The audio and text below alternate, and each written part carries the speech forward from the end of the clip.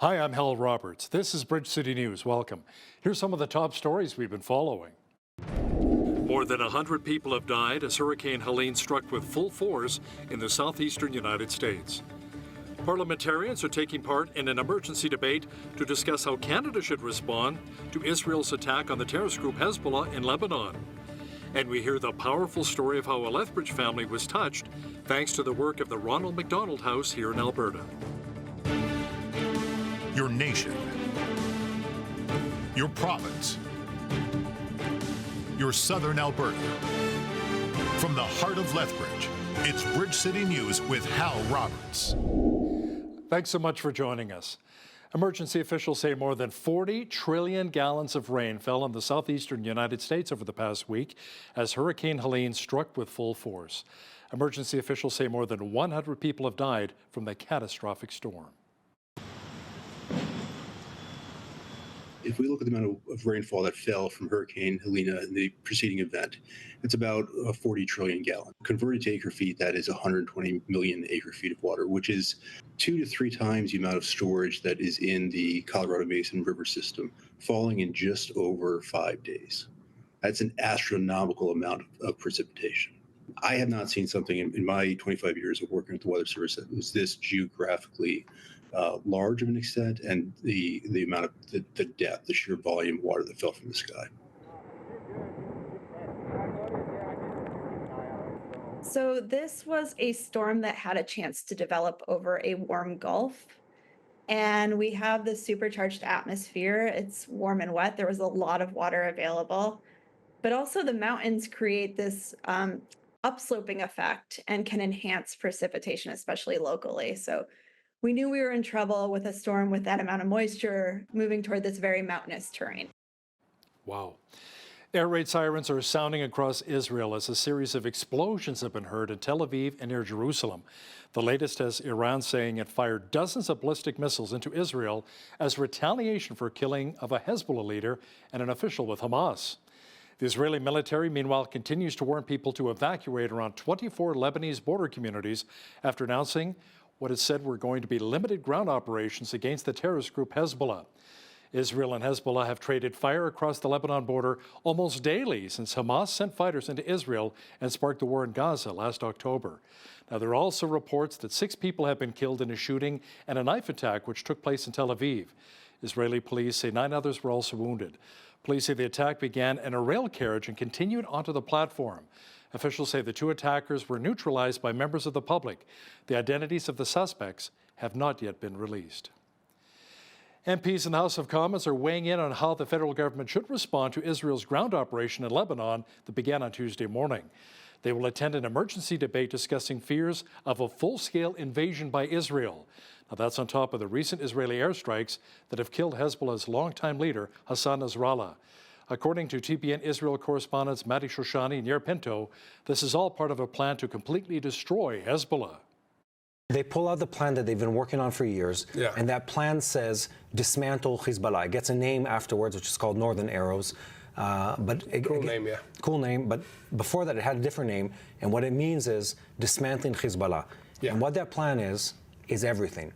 It's years of intelligence gathering of where Hezbollah is hiding their big rockets, where their launchers are, where their weapons depots command stations, where their command stations, communications generator rooms, infrastructure, be it the bridges or the houses or the command and control underground bunkers, weapon stockpiles. They open up the booklet and everything is in there, and the Air Force presses enter on destroying all of it. Yeah, at the same time. So what we had 1,500 targets that were hit. A couple days in one day. In one day. That was the second day of the. This is the highest amount of aerial attacks in Lebanon, I think, definitely since the war started, but I think forever. The Trudeau government survived another non-confidence vote on Parliament Hill on Tuesday. The Poilievre Conservatives were once again trying to force an election. The motion blamed the Liberal government for, quote, doubling housing costs, taxed food, punished work, and unleashed crime. It calls the Trudeau government the most centralizing government in Canadian history. The minority Liberal government survived thanks once again to support received by both the Bloc and the NDP. The final vote tally was 207 against the Conservative motion to 121 for the motion. Federal Tory leader Pierre Poilievre says the conflict of interest scenarios continue for the Trudeau government. He says this time, however, they involve the recent Trudeau appointee, Mark Carney.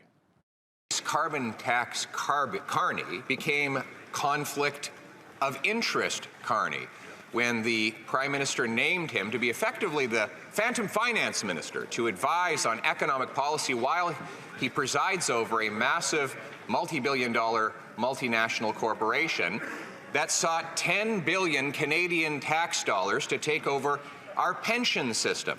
He's got a $2 billion loan for a friend, and now we learn that the economic task force he heads up has only one person. Isn't he a walking, talking conflict of interest? Yeah. We are glad to get economic advice from smart former Canadian central bankers like Mark Carney and like Steve Poilievre, who is doing some great work advising us on how to encourage Canadian pension funds to invest more in Canada. Meanwhile, Mr. Speaker, on that side of the House, they get their foreign policy advice from Elon Musk and from Tucker Carlson. They should be ashamed of themselves. The people of Ukraine certainly know what's going on. The Bloc Québécois called for a debate in the House of Commons about increasing old age pension payments for seniors aged 65 plus. The party is putting the squeeze on the Liberals after giving Justin Trudeau's minority government until October 29th to greenlight the estimated $16 billion cost of the Bloc's pension bill. Otherwise, the leader of the Bloc says he will begin talks with the other opposition leaders to bring down the Liberal government. A new report released by Canadian senators has outlined how Canada can increase the supply of family doctors in our country. Independent Ontario Senator Ratna Amivar says Canada is facing a primary care crisis and something really needs to be done by the federal government to address the physician shortage as soon as possible. She says their report has a solid recommendation or two. An alarming 6.5 million Canadians do not have access to a family doctor, a number that is projected to rise to 10 million within the next decade. We find ourselves lagging behind our international counterparts, ranking last among 10 high-income countries when it comes to access for primary care. The solutions tap into the talent of those Canadians who were trained overseas in medical schools, or those immigrants who came to Canada with medical degrees and even experience. Well, we experienced lots of cloud cover and wind as many of us made our way back to work and school here in Lethbridge. Jeanette Rocher is now with an early peek at the forecast. Jeanette, we're not talking about 20 to 30 kilometer an hour winds, are we?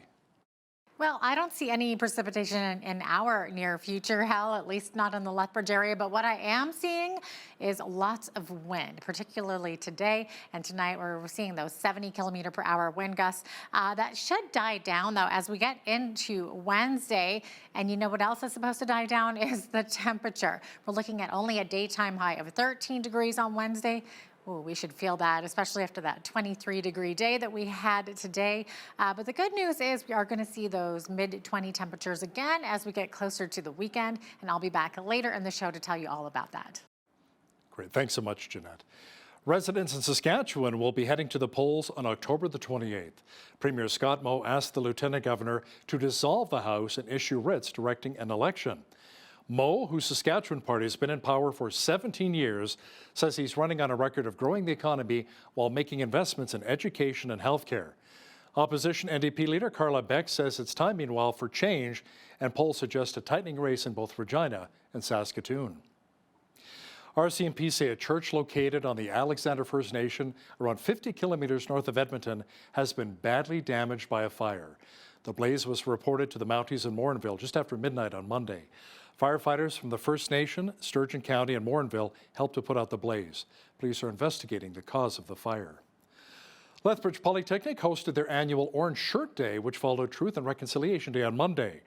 The school held their event Tuesday to recognize efforts in reconciliation and host Indigenous drumming and dancing at the school.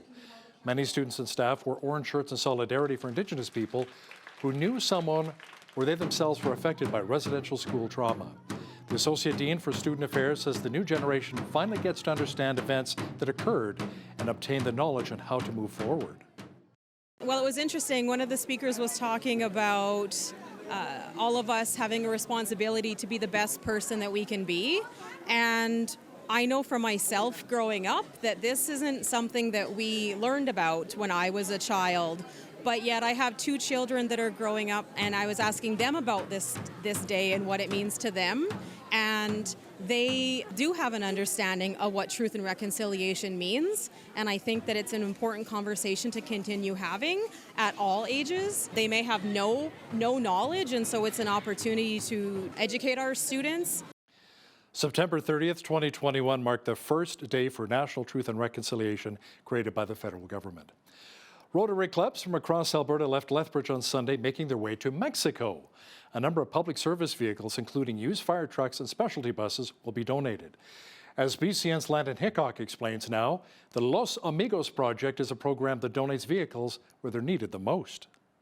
Since 2011, Rotary clubs throughout southern Alberta have been tasked with shipping decommissioned public service vehicles to Mexico to communities in need. This year, a team of 16 members are taking 7 fire trucks and handicapped vehicles thousands of kilometers to the city of Mazatlan, where Rotary clubs down there will distribute them to smaller communities that experience a lack of accessible and emergency services. The team gathered at the Lethbridge Canadian Tire South parking lot early Sunday morning to head out together on a trip that's expected to last a week. Well, we're excited. You know, it's been a year of fundraising, going out and meeting people, trying to get vehicles donated, and we're now minus our 90 seconds to take off, and so we're really excited to get going and hit the border. And yeah, we got a great team this year. We got 7 vehicles going down now, and yeah, we're ready. Other vehicles such as ambulances and school buses have been donated, plus other items that include sports equipment, musical instruments, as well as wheelchairs and walkers have also made their way down to Mexico. Well, you know, we take it for granted having a fire truck in our community, or even having access to a handicap van, you know, wheelchair accessible. And these vehicles mean so much to the communities of where they're going. They don't have this stuff, and so we're able to get these programs up and running. And our partners in Mexico have been phenomenal in their making sure that they have the program and that it's maintainable. Once the trip is completed, the Rotary Club will now have shipped nearly 70 vehicles from over the past decade. For Bridge City News, I'm Landon Hickok. That is going to be quite the drive. Wow.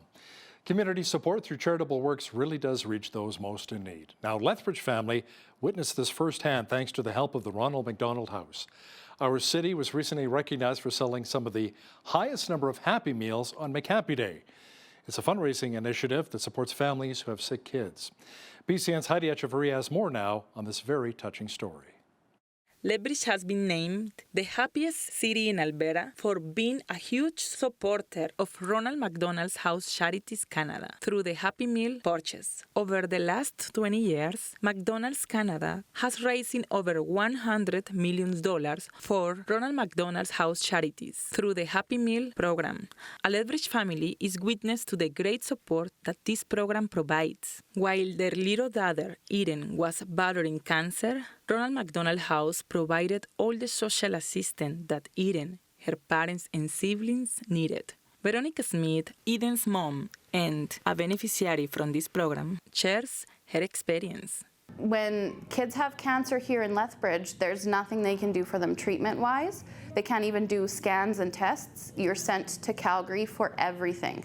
So Eden and I were sent to Calgary actually in an airplane. And when you fly on a medical flight, you can't bring anything with you. There's very strong weight restrictions. So all I had with me was her blankie and my purse. We had nothing. Our doctors here at this hospital kept telling me she had pneumonia. And then one day she just went completely paralyzed. The tumor compressed her spinal cord and she was paralyzed from the waist down. And then they realized that this was not pneumonia anymore. They flew us out to Calgary. Calgary did a CT scan and an MRI, and they were able to identify it as neuroblastoma, which is an incredibly aggressive type of pediatric cancer that babies are born with. So Ronald McDonald House was a great support for us because they supplied me with toiletries, with food, with even clean clothes and a place to stay. They did absolutely everything for us. I stayed at Ronald McDonald House with my daughter for almost 700 nights while she battled cancer. She actually passed away while we were still staying there. It was a tough process for Eden and her family. They visited her on weekends, and this program opened its spaces to become their home, providing them with food and recreational activities for the entire family. Eden lived longer at Ronald McDonald House than she lived anywhere else in her life. And she used to call it Edie's house. She loved it so much. Ronald McDonald House pretty much relies on charitable donations to run its programming. They do a lot of expensive programming. They put on bingo nights for the kids. They bring in all sorts of different activities and different things for the kids to do at really no or low cost to us parents. I was only paying $10 a night to stay at Ronald McDonald House, and they were doing everything for us, even feeding us 3 meals a day. Logistically, that doesn't even cover their overhead costs, let alone the costs of any of the programs that they run. So without donations and without support from the community, they can't afford to do all those things for families that need it. 1 in 4 Southern Alberta families will be touched by somebody who will need the house, and by supporting and raising money and donating, they can help support their neighbor, that kid down the street that needs that support of their family with them during a time where they're sick and they need their family, and that's how we can support. For Bridge City News, I'm Heidi Echavarria. Wow, such a touching story. Well, we had a mainly cloudy and windy day today in Lethbridge, and the mercury will be dropping by quite a bit over the next few days. Full weather details are coming up.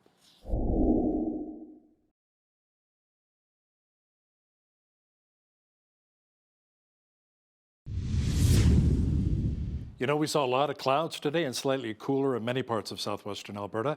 We've also noticed a few of the leaves starting to change color in the Oldman River Valley here in Lethbridge. Jeanette Rocher is in now with all of the weather details. Jeanette, unfortunately in our city, the leaves don't last very long on our trees thanks to the very strong winds we usually receive this time of year. I know, and isn't that so disheartening? We want to see those autumn leaves last a little bit longer because they're so pretty. It just seems like one wind gust and they are out of there. And we've seen a lot of that today. So up to 70-kilometer-per-hour wind gusts is what we saw today. That's going to last through the evening, but dissipate as we get into Wednesday. And then we're going to see that drop in temperature as well. High of only 13 degrees on Wednesday. As we get to the rest of the week, lots of sunshine and kind of varying temperatures. We're climbing from 13 to 16 on Thursday, climbing from 16 up to 24 degrees on Friday, and then the weekend 21 and 23 degrees on Saturday and Sunday, and then 25 for next Monday. So that's more like it, and that's going to bring us well above our average high for this time of year, which is 17, average low 3 degrees. So it's dropping a little bit. I don't know if you've been paying attention, but that's dropped from 18 to 17 for the average high. So there you go. 29 was our record high on this day, happening back in 1957. And in 2019, we had the record low, which was minus 13. Sun rose this morning at 7:32. Sunset tonight at 7:08, giving us 11 hours and 36 minutes of daylight. So days definitely getting shorter. On the coast tomorrow, Victoria seeing a high of 16 degrees, clear skies, 30K wind in the Wanda Fuca Strait, 15 for the high in Vancouver, mix of sun and cloud. Edmonton seeing mainly cloudy skies, 11 for the high. Calgary could see that bit of precipitation we were talking about earlier. Could see some afternoon showers along with a risk of some thunderstorms there.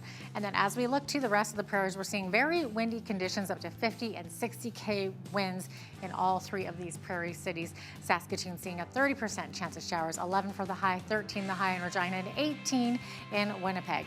And then as we get to the central part of the country, we are seeing a little bit more precipitation there as well. So Toronto seeing some showers, 18 for the high. Ottawa seeing some showers, 17 there.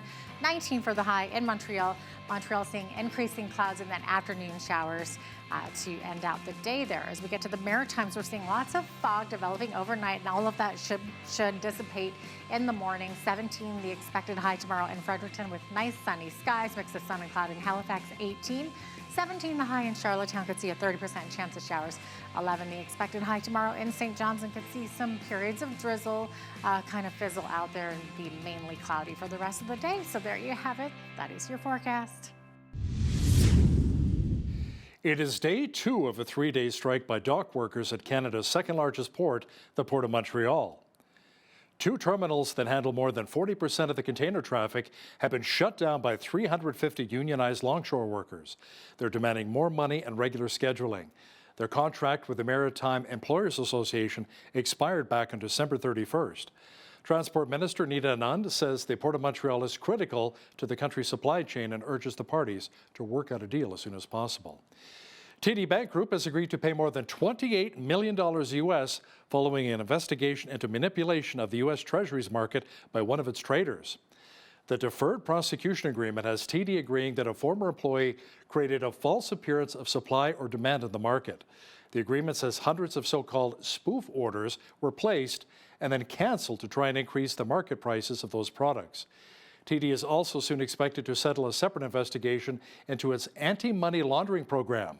The bank expects those fines to total more than $3 billion. Now here's a look at today's markets. The TSX was up 33 points on the day to finish at 24,033. The Dow was down 173 points to 42,156. The S&P 500 was down 53 on the day to 5708, and the Nasdaq was down 278 points to 17,910. West Texas Intermediate Oil was up $2.53 on the day to $70.70 U.S. per barrel. Natural gas was down 2 cents to $2.90 U.S. Gold was down $18.83 on the day to $26.6337 U.S. an ounce, and silver was down 49 cents to $31.42 U.S. an ounce. Feed wheat is at $7.75 per bushel, barley's at $6.09, canola's at $13.97, and corn is at $7.42 per bushel. Live cattle were up 70 cents to $184.48. Feeder cattle were down 5 cents to $246.15, and lean hogs were up 90 cents to $87.33. The Canadian dollar was down slightly over the past 24 hours to 74.10 U.S.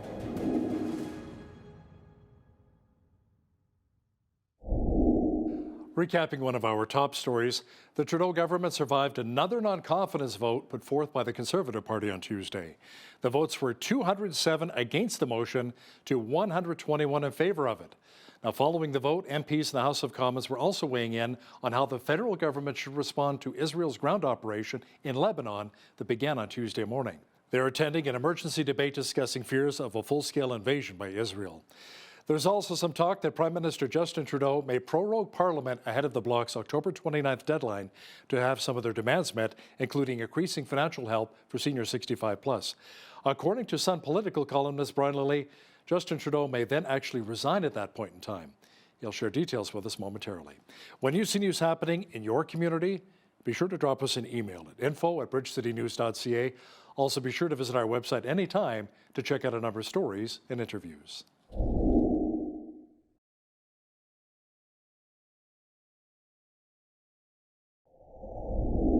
Things are apparently not looking good for the Trudeau government as Parliament returned a couple of weeks ago. Now, while they survived one confidence vote, will they survive another?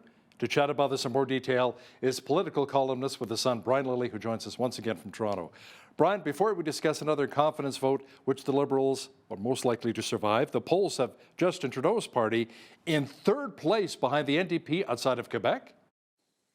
Yeah, that's one of the polls. Abacus Data, there were three major polling firms that released last week. There was Leger in a poll for my parent company, Post Media, and they had the Trudeau Liberals with a 20-point gap. They had Pierre Poilievre and the Conservatives 20 points ahead, 44-24. And then Angus Reid came out with one. It was a 22-point gap, 43% for the Conservatives, 21% for the Liberals. Similar numbers from Abacus Data, but one interesting thing Abacus did was they separated out Quebec and the rest of Canada. And when they did that, they found that the Conservatives have 50% voter support outside of Quebec. Wow. The NDP is in second with 22%, and the Liberals are in third with 19. That is Michael Ignatieff territory when he took them down to third place. I'm not saying this is definitely going to happen, but it's an interesting point. In the Leger poll, they had other interesting stuff beyond the top horse race numbers. 62% of Canadians think Justin Trudeau should resign as Prime Minister and Liberal leader, and that includes a third of Liberals. And then the Angus Reid poll, they looked at how the Trudeau Liberals are doing in Canada's biggest cities, some of them, such as Vancouver, Winnipeg, Toronto, Montreal. These are all areas the Liberals normally do well. And they've fallen 10 points in those cities in the last 2 years. Let me shock your audience, Hal, because I always get, well, you people in Toronto, you all vote Liberal. The Conservatives in Toronto's core, the Conservatives are ahead of the Liberals now, 34 to 33. It's a very slight margin, but that is shocking. And once you go out to the suburbs, it blows wide open for Poilievre and the Conservatives. Times have certainly changed. Brian, the confidence motion last week was a plain one that really talked about the House losing confidence in the Prime Minister and his government. But the most recent motion, however, has some language in it that may make life a little less comfortable for both the Bloc and the NDP. Can you explain? Well, so the first motion was simple. It said that this House has lost confidence in the Prime Minister and the government. They didn't put anything in about the carbon tax. They didn't use any, partisan language. And the reason for that was to say, okay, we're not giving you any excuse to back out. The Bloc and the NDP had said that they could not support motions that talked about the carbon tax. But they still refused to support that motion, and they voted to support the government. Despite both parties saying that this is a government that doesn't do anything for Canadians, or in the Bloc's case, Quebecers, that they failed to deliver, they voted to keep this government in power. So the Trudeau Liberals have decided they're going to front end all the opposition day. So that's why we're getting another confidence vote so soon. And in this one, the Conservatives said, given that crime is up, the housing costs have doubled, that this is the most centralizing government in Canadian history, which is a line aimed at the Bloc Québécois, who always wants Quebec, or the federal government, out of Quebec's jurisdiction. They put that language in there so that they've got them on the record. If they vote against this, you are supporting the most centralizing government in Canadian history. You are supporting a government that has allowed crime to go up. You are supporting a government that has allowed housing prices to double. So, don't expect the government to fall, and I wouldn't expect anything until the new year unless something big happens.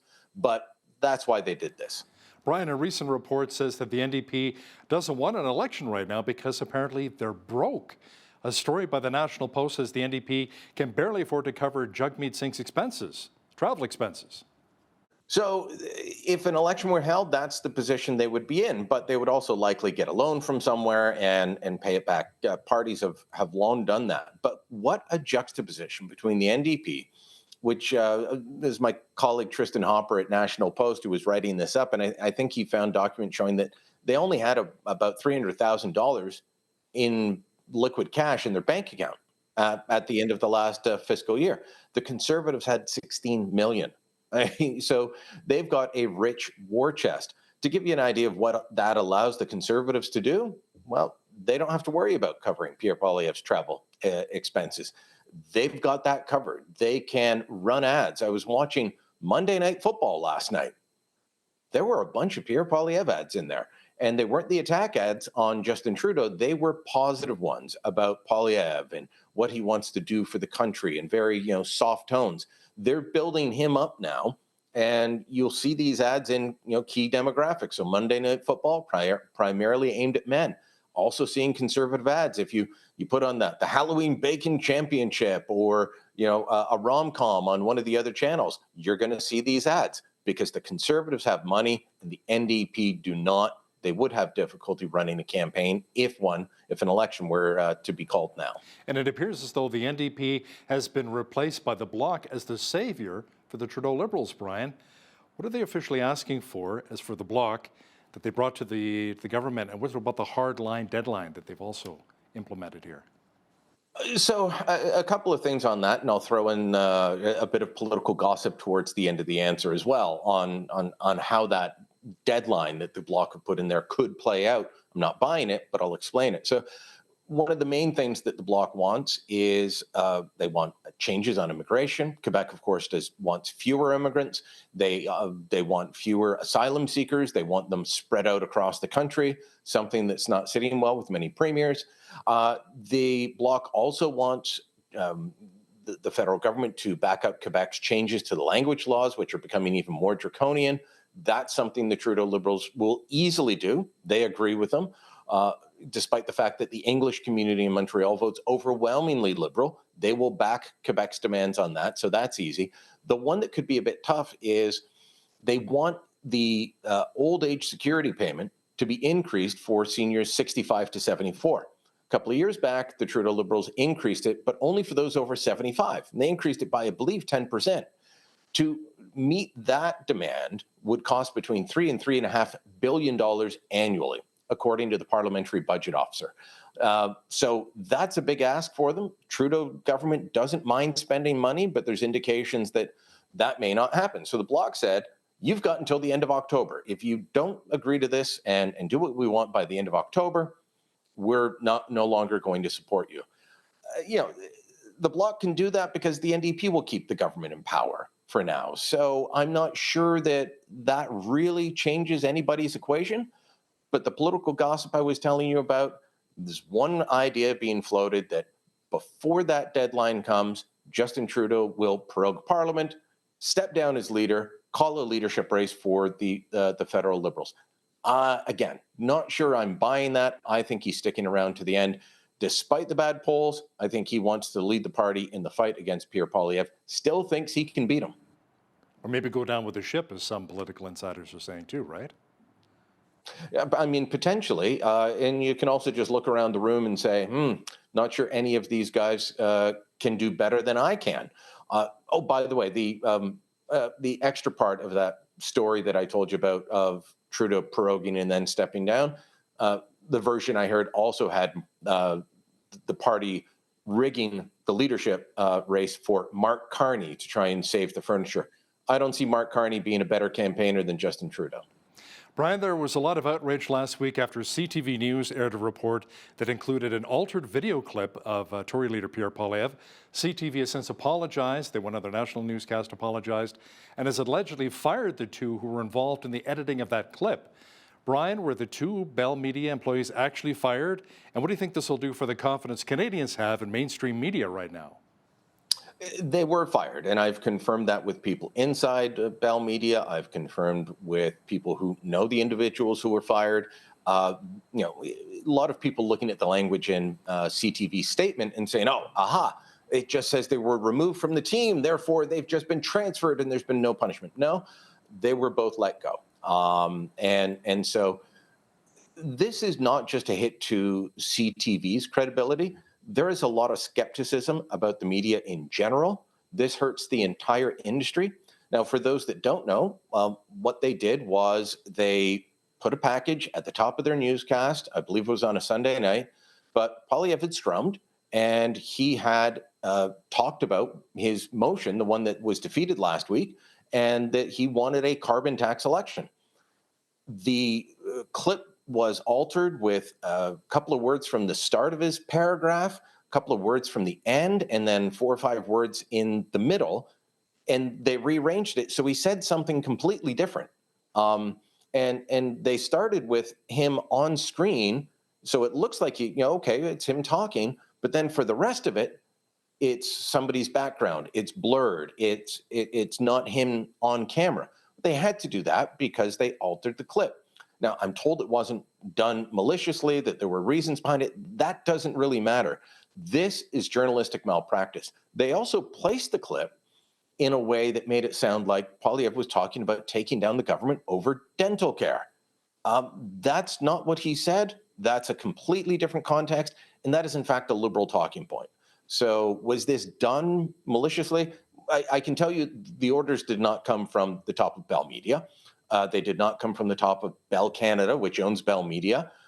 This was something done by the journalists, the video editors, who made horrible mistakes that have hurt their careers, but also hurt the reputation of the entire industry. Yeah, very poor decision-making indeed. Brian, the next phase of the National Foreign Interference Inquiry is on.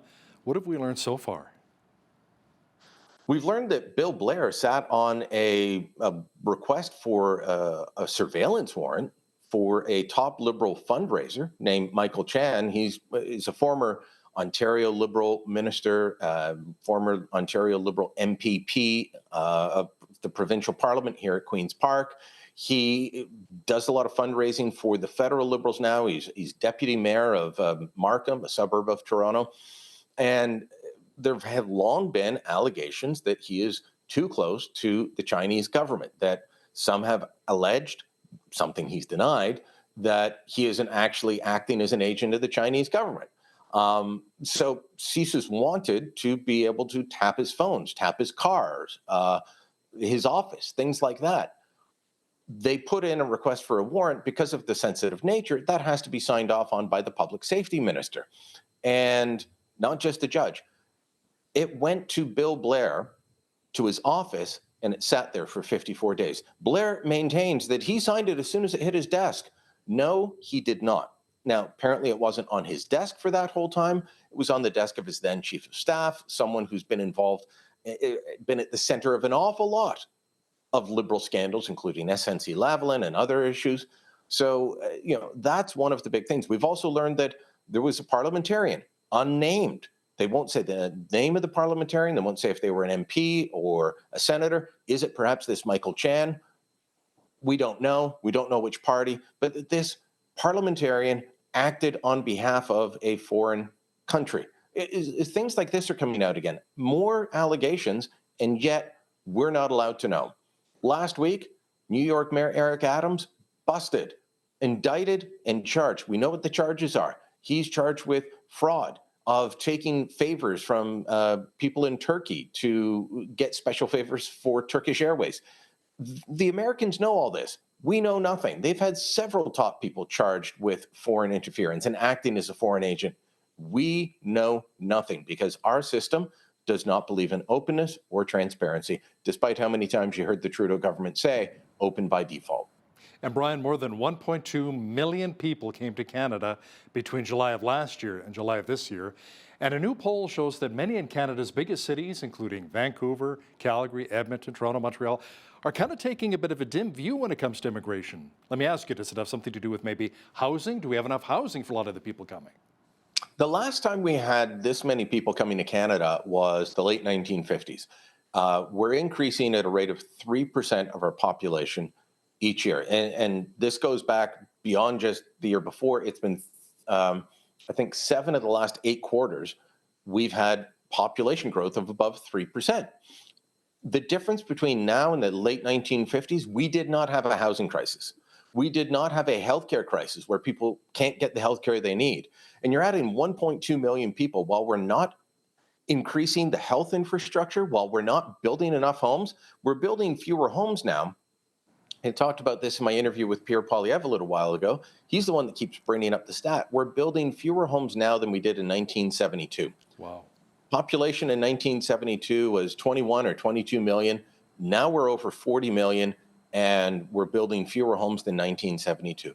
That doesn't make sense.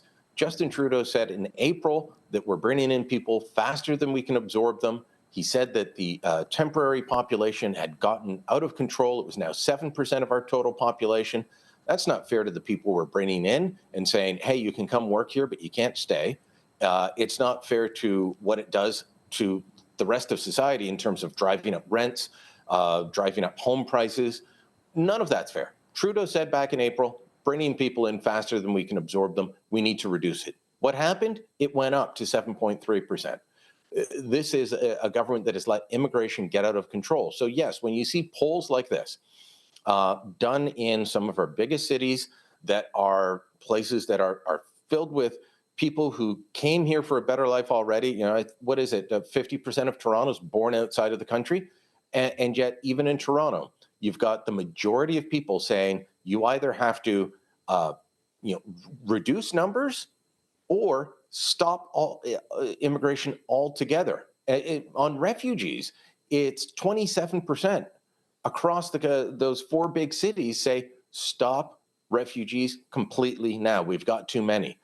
There's still support for economic class migration. There's still support for family reunification, but there is very little support for continuing with the temporary foreign worker program at the pace that it's at, for students, or for refugees and asylum seekers. And a lot of Canadians are also quite concerned, Brian, are a lot of these refugees being vetted properly, right? Who are we allowing into our country here? Our refugee system is being used as a backdoor to get into the country. So many of the people that claim it are coming from countries where, no, I'm sorry, you're not a refugee. If you're coming from Mexico or India and you're showing up in Canada claiming asylum, no, you're not an asylum seeker. You're not fleeing war and persecution. You are an economic migrant who wants to use a different route to get into the country. We've had this happen before. We had it happen with Hungary, with the Roma. Jason Kenney had to go over and have meetings with their leader, who's known as the Gypsy King. We had to impose visas on those countries. We had to impose visas on Mexico. The Trudeau guys got rid of that. Now they've brought it back, and we're still having problems because people are just flying in. They're saying, well, I'm going to visit a friend. I'm going on vacation. Then they show up. They claim asylum. That's not what the system's for. The refugee system should be there for people fleeing war in Ukraine. Back in the day, the boat people fleeing Vietnam. That's what the system is there for. It is for protection from persecution or war. It is not for saying, I want a better life. Let's jump the queue because my application isn't going fast enough through the regular system. Sun political columnist Brian Lilly, thanks so much for joining us today from Toronto. Thank you, Hal.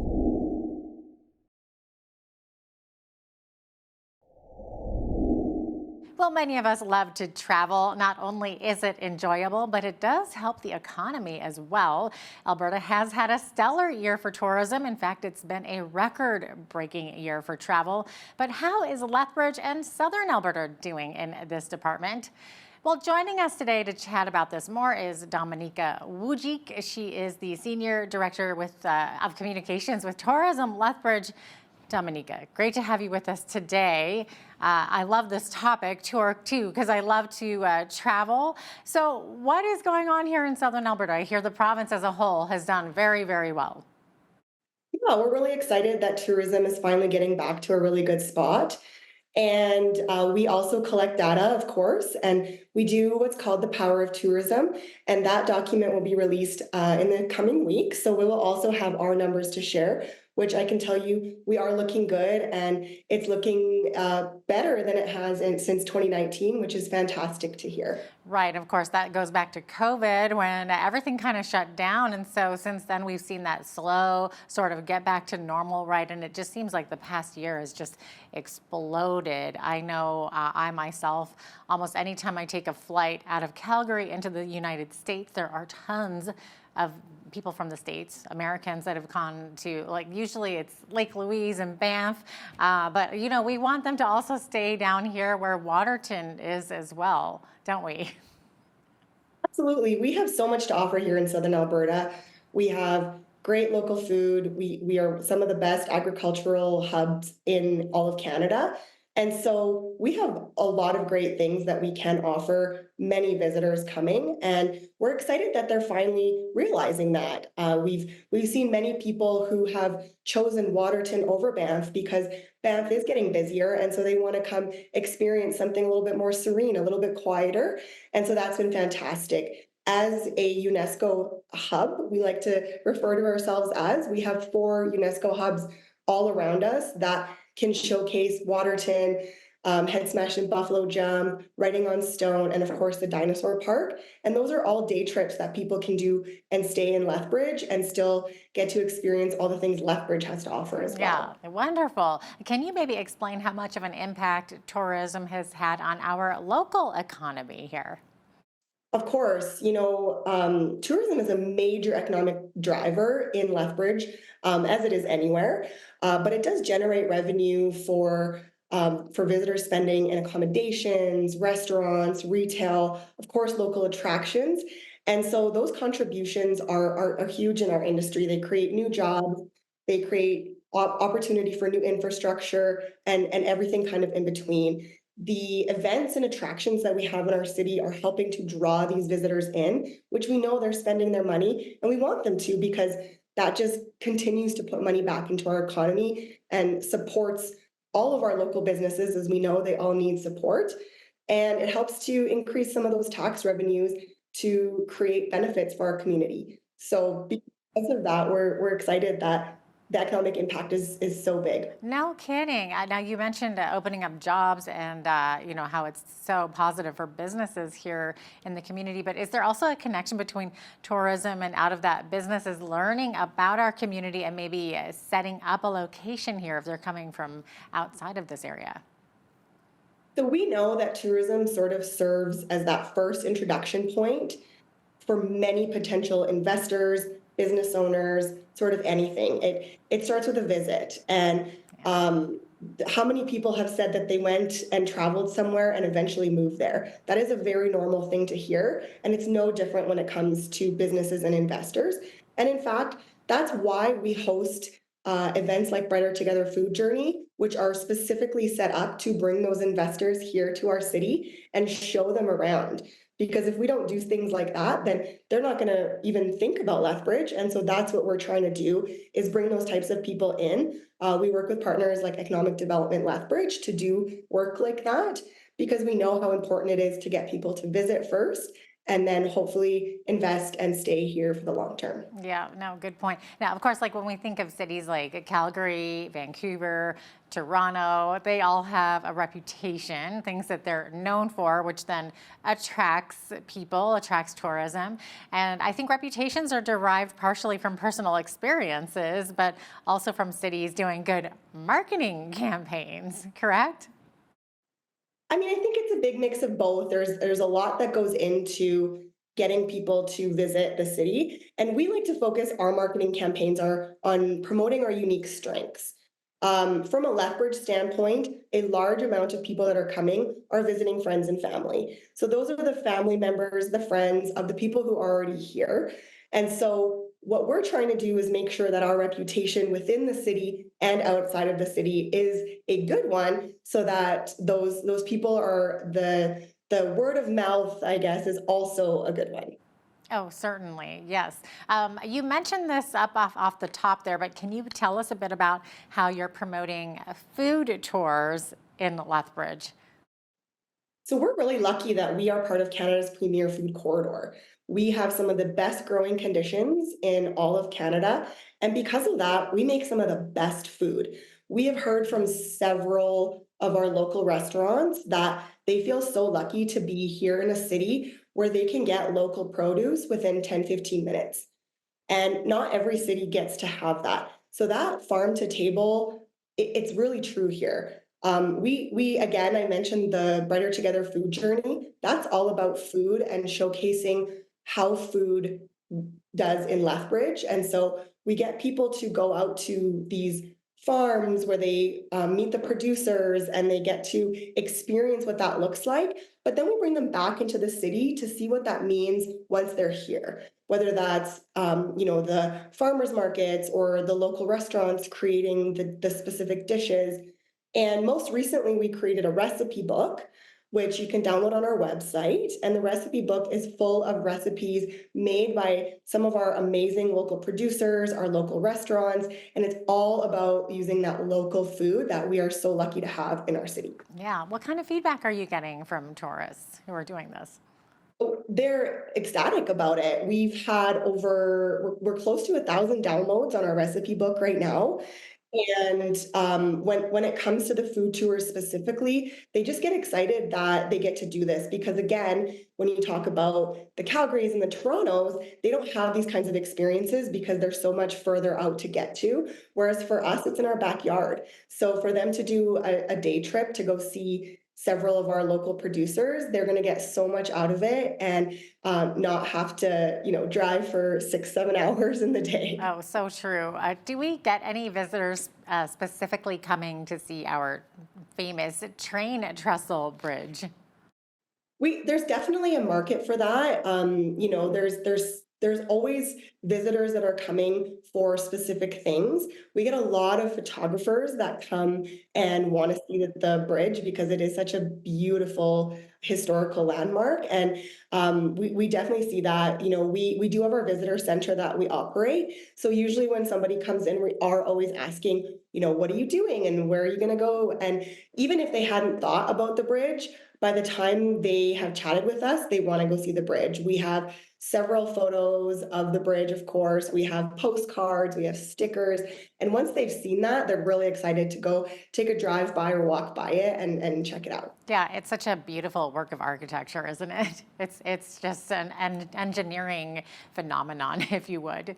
And Lethbridge is also certainly known for the Nika Yuko Japanese Garden, and then most recently the Winter Lights Festival, which takes you, takes you to Nika Yuko. Yeah, it's fantastic, and I would say that the garden remains one of the most iconic attractions in our city. It blends history with beauty, and every single time we have taken groups there or we have done a fam tour there, everybody feels this overwhelming sense of serenity and relaxation, and that's not something you can get inside of a city very often. So the gardens, especially the Winter Lights Festival, has really grown to draw so many different people into the city. I think that in last year with their numbers, they were at over 30,000 people just for the Winter Lights Festival, which is fantastic, and we love hearing that. Yeah, and now of course Lethbridge is also known for Fort Whoop Up, and some people love to visit Old West and Indigenous historical sites. And I'm told that Germans, in particular, take an interest in this. So, do you see a lot of German tourists traveling, coming specifically for these kinds of attractions? Yeah, it's interesting. When we go into market where we do sell Lethbridge as a destination, we do hear a lot that the European German people are very interested in Indigenous experiences specifically. And so, we're very lucky because we have so many around us that we can generally attract those German travelers very easily. So it's exciting that they're interested in those types of experiences because Southern Alberta just has so much of that to bring to the table. Right. They must love a head smashed in buffalo jump and riding on stone, which you mentioned earlier as well. Beautiful, beautiful spots. Yes. Where do most of our tourists come from besides Germany? Again, I think our primary markets, with COVID, we're still kind of in that phase where I think most of the people are coming are probably from Alberta. They're people that are a little bit closer, so it's a little bit easier for them to come over and spend a couple days here and kind of continue on. We've heard that our travelers are doing a lot more of that, where they're picking places that are a little bit closer to home, that they can, be back in a couple of days. So definitely, Alberta market, some BC. We get a lot of people from Montana, obviously. So that's most of where everybody comes from. On top of that, we do also, like I said, have the international market. So we are seeing a lot of, like you said, the German population, as well as a lot of people from Asia as well. Yeah, and then is the new agri-food hub and trade center drawing in some tourism dollars with the various events taking place there as well? I would imagine that it is.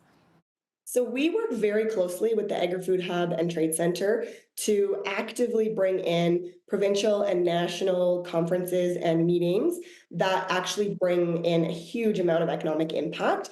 So these types of travelers are known to spend more dollars. So they're the ones we like to go after.